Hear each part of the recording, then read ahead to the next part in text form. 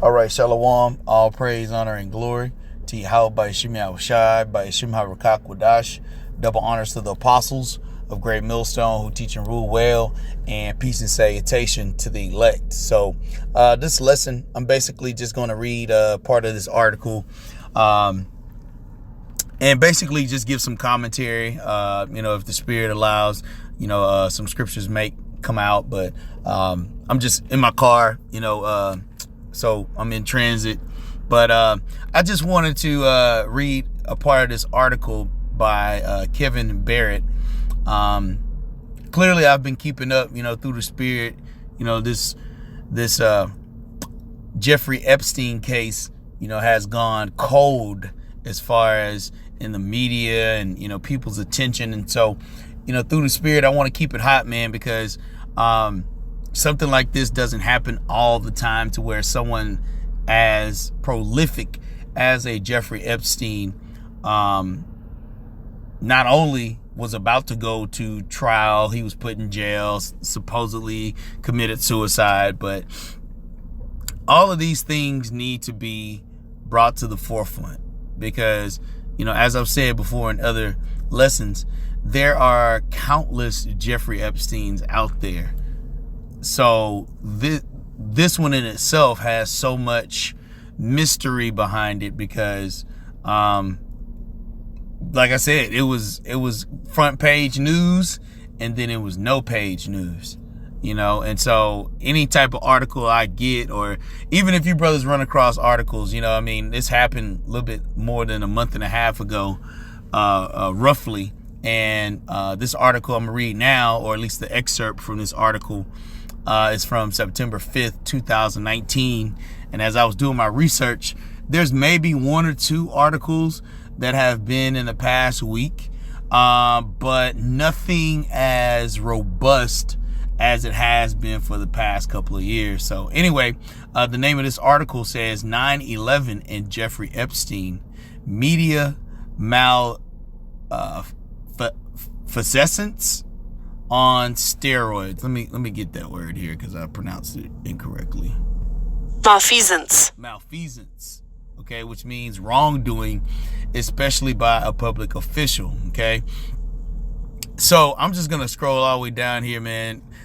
This dude Kevin Barrett, man, he was going in, but I just really wanted to try to get to the last points in which he made, and really, that'll be, just more of a FYI, for you Akim, you brothers post scriptures if you're compelled.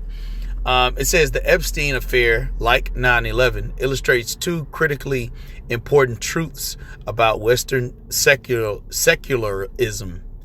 There is no truth and there are no limits. A society that no longer believes in God no longer believes in the truth, since God is al-haq, the truth, without whom the whole notion of truth has no metaphysical basis. So let me just say something real quick. I don't know what this al-haq is or whatever, but the name of the Heavenly Father is Yahweh. Okay, it's not God. All right, and the name of the Heavenly Father Son is Yahushai. Okay, so just for clarity, for anyone that may be coming across this video, that name in which they have an article is not the name of the Heavenly Father. It says the postmodern philosophers understand this perfectly well. They taught a whole generation of Western humanities scholars that truth is merely a function of power. People accept something as true to the extent that they are forced by power to accept it, which is another reason why this is Babylon, which is another reason why they're going to force that RFID microchip, which is the mark of the beast.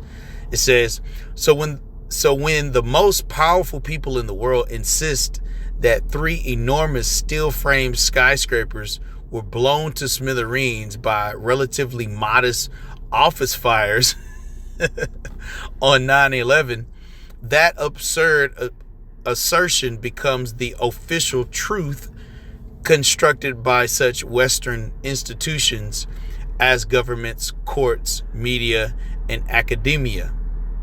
Likewise, the assertion that Jeffrey Epstein committed suicide under circumstances that render that assertion absurd will probably become the official truth as recorded and promulgated by the West ruling institutions, even though nobody will ever really believe it.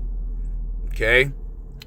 It says Epstein's career as a shameless, openly operating Mossad sexual blackmailer, like the in-your-face 9/11 coup, also illustrates another core truth of Western secularism. If there is no God, there are no limits. In this case, to human depravity and what it can get away with. Or as Dostoevsky famously put it, if God doesn't exist, everything is permitted. Since God alone can establish metaphysical grounded limits between what is permitted and what is forbidden, a world without God will feature no such limits. In such a world, Aleister Crowley's satanic motto, "Do what thou wilt shall be the whole law," becomes the one and only commandment. In today's godless West, why should men not do what they wilt and indulge their libidos by raping young girls if they can get away with it? After all the other sexual taboos are being broken one by one. Fornication, adultery, homosexuality, sadomachism. Hold on, let's see what this word is. I don't know how to pronounce this one. That's a lot. Because all of these things are just referenced as, Esau's wickedness. Okay, Salak, brothers. For some reason, I'm having a little difficulty as usual. Okay. All right. Oh, yeah, here we go. Sadomasochism. It says psychological tendency or sexual practice characterized by both sadism and machismoism. I'm not saying that right, but sadomasochism. Masochism. Okay. All right. So it says gender bending. I'm right here. It says gender bending. All of these have been transformed during my lifetime from crimes and vices to human rights enjoyed by the most liberal and fashionable right-thinking Western secularists. Even bestiality and necrophilia are poised to become normalized sexual identities whose practitioners will soon be proudly marching in bestiality parade and necrophilia pride parades. So why not normalize pedophilia and other forms of rape perpetrated by the strong against the weak? And why not add torture and murder and in service to sexual gratification? After all, the secret Bible of the sexual identity movement is the collected works of the Marquis de Sade, the satanic prophet of sexual liberation, with whom the liberal, progressivist, secular West is finally catching up. It will not be surprising if, just a few years after Jeffrey Epstein's suicide is consigned to the memory hole, we will be witnessing LGBTQBNPR parades, with the BNPR standing for bestiality, necrophilia, pedophilia, and rape. It would have been LGBTQBNPRG, with the final G standing for gropers like President Trump, except that G was already taken by the gays. The P's, pioneers of pedophilia pride parades, will undoubtedly celebrate Jeffrey Epstein as an ahead of his time misunderstood hero who was unjustly persecuted on the basis of his unusual sexual orientation. It is getting harder and harder to satirize the decadence and depravity of the secular West, which insists on parroting itself with ever increasing outlandishness. When the book on this once mighty civilization is written and the ink is dry, readers will be astounded by the limitless lies of the drunk on Hetzpah sociopaths who ran it into the ground. And really all of this article is talking about Esau, the so-called white man, because he set up 9/11 and he set up for Jeffrey Epstein to be killed, because I do not believe that he committed suicide. And if he did, they allowed for him to do so.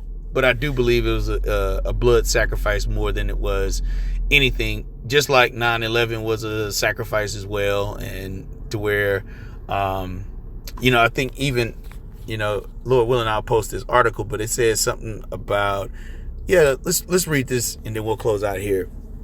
It says, as the 18th anniversary of 9/11 approached, the arrest and alleged suicide of Jeffrey Epstein made headlines and raised questions about the credibility of official narratives.